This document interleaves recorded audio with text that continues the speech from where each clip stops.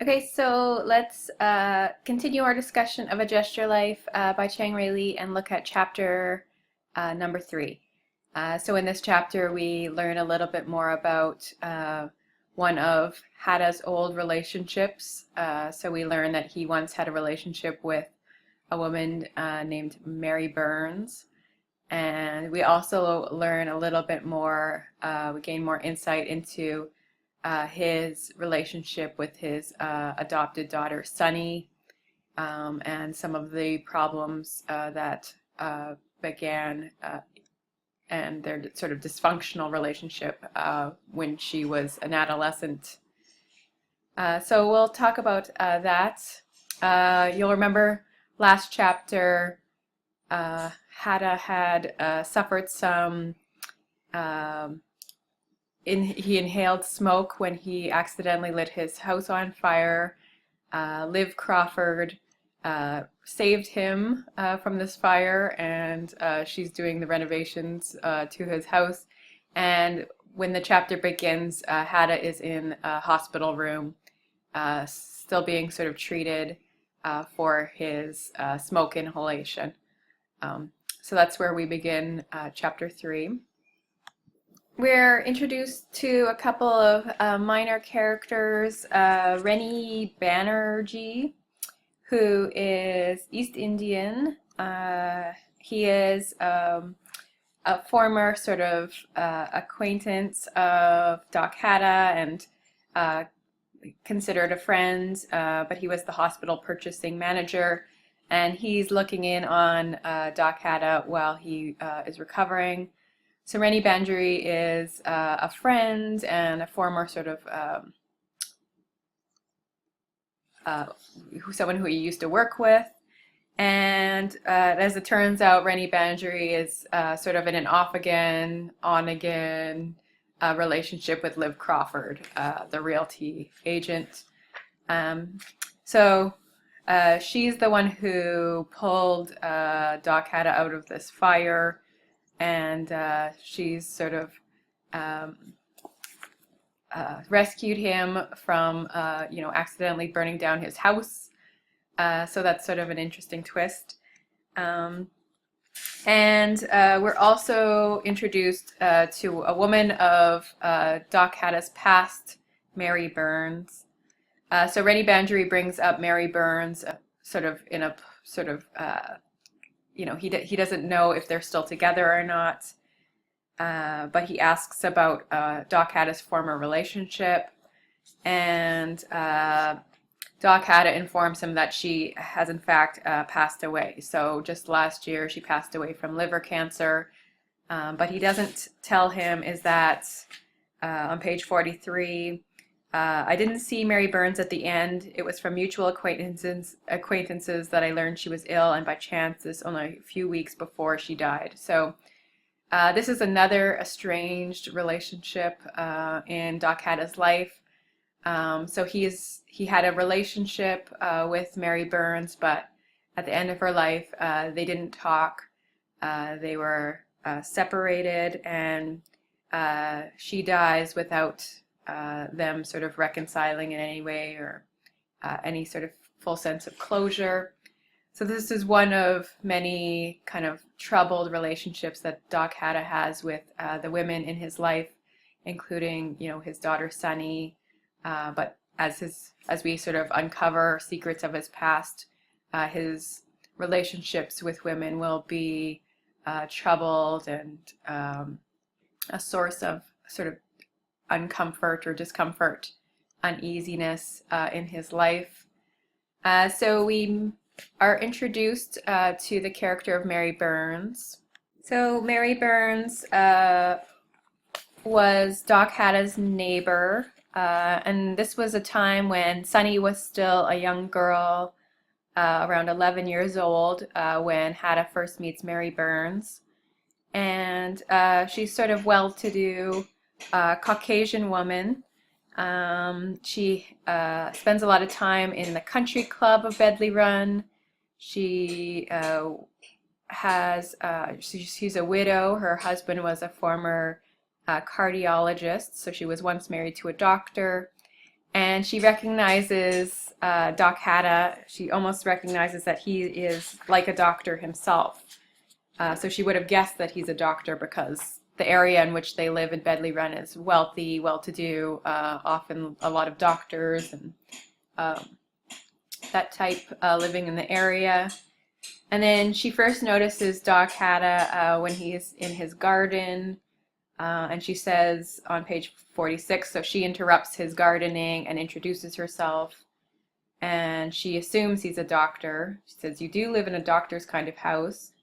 And then she says, "I think it's more that you have the movements and gestures of one. I haven't been spying on you, but I have noticed that you work like someone assured, confident, even as you put in your ground cover. You have the doctor's way beyond any further questioning." So Doc Hatta, just the way he moves, his gestures are like a doctor. So we don't quite know anything about his past. We know he worked in a medical supply store, but it will become evident that he was trained as a medic for the Japanese Imperial Army and had aspirations to be a doctor at one point. It's kind of ironic that he's called Doc Hatta, even though he's not a doctor, but she sort of witnesses or observes the way that he is almost doctor-like in his movements and gestures. So the relationship with Mary Burns sort of blossoms from this moment, but it falls apart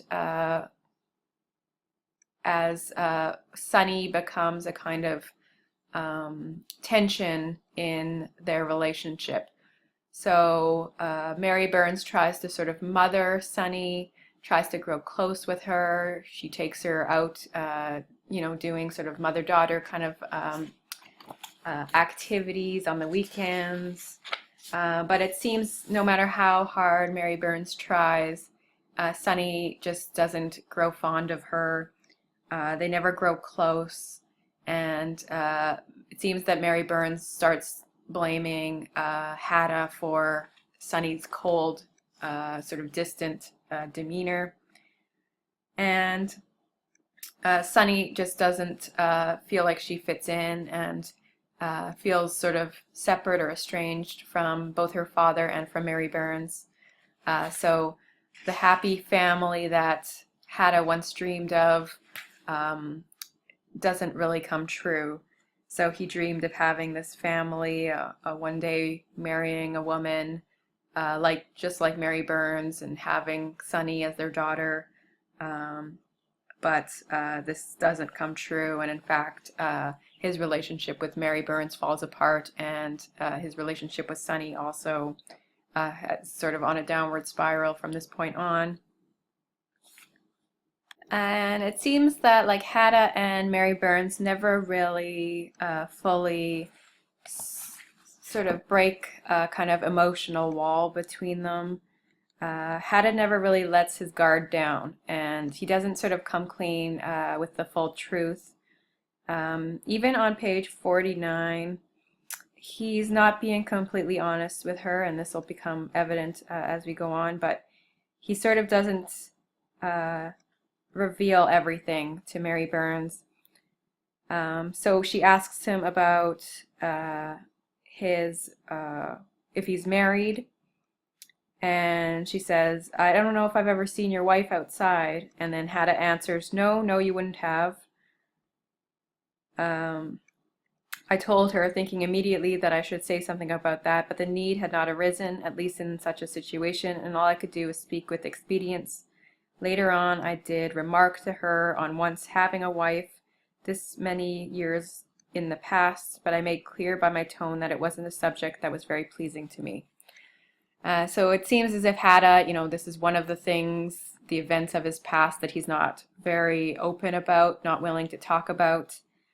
So if it's any subject that's not pleasing to him, that he is not comfortable talking about, he just represses it, right? He keeps this kind of secret or silence about his past, and he's not very forthcoming or open about what his past history has been like. So Mary Burns attempts to sort of begin a relationship with Doc Hatta, and she makes all the attempts that she can to befriend Sunny, to take her out, to sort of mother her, and it doesn't, it just seems like Sunny doesn't want a relationship with her. So there's a growing kind of distance or coldness between Mary Burns and Doc Hatta based on how Sunny does not accept her, Mary Burns, as a kind of mother figure.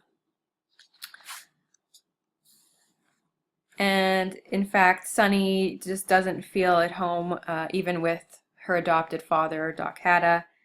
So on page 55, Hatta admits that the other truth was that even after several years, Sunny felt no more at home in this town, or even in this house of mine, or perhaps even with me, than when she first arrived at Kennedy Airport, accompanied by a woman from the agency.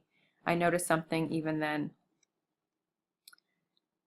So even then, Sunny doesn't feel sort of like she fits in or that she feels accepted, and she's distanced from her adopted father, from Mary Burns, and even from the town itself.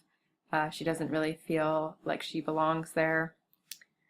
So Mary Burns is, somewhat of a tragic character. She tries her hardest to befriend Sunny and to have a relationship with Hatta, but it just seems as if there's too many barriers that are up. And she eventually grows hurt and angry at this failed relationship. And she confronts Doc Hatta about why Sunny is so cold and distant. So this is on page 58 when Mary Burns, deeply angry and hurt, and though she never said a word to the girl, it seemed to happen that she was addressing me at the end, looking to me for the reasons why my daughter, after nearly 4 years, could still be so profoundly unmoved. So Mary Burns starts to blame Hatta Franklin for his daughter's coldness, and she thinks it's because he treats her wrongly. So on page 60, Mary Burns confronts Franklin Hatta and says, "You treat his daughter wrongly. That you indeed, she says in the middle of page 60, you treat her like a grown woman, which I guess is understandable because she's very mature for her age." And then she says, "But it's as if she's a woman to whom you're beholden, which I can't understand. I don't see the reason. You're the one who wanted her. You adopted her. But you act almost guilty, as if she's someone you hurt once, or betrayed, and now you're obliged to do whatever she wishes, which is never good for anyone, much less a child."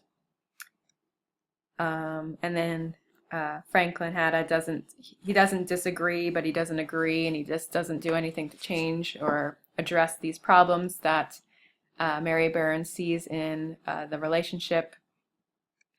But I think this is an important sort of bit of foreshadowing or a glimpse at what's sort of going on beyond the surface of Franklin Hatta. There will be a woman in his past who he does feel beholden to, and that feeling of guilt towards this woman as well. And his relationship with Sunny will sort of be a repetition or repeat a lot of the patterns that are established in his past. So keep in mind this sense of guiltiness and being beholden and repeating the past as you continue reading. It's evident that his relationship with Sunny will be troubled by her independence, her sort of burgeoning sexuality, and these are sort of themes or ideas that will be repeated when we learn more about his prior life.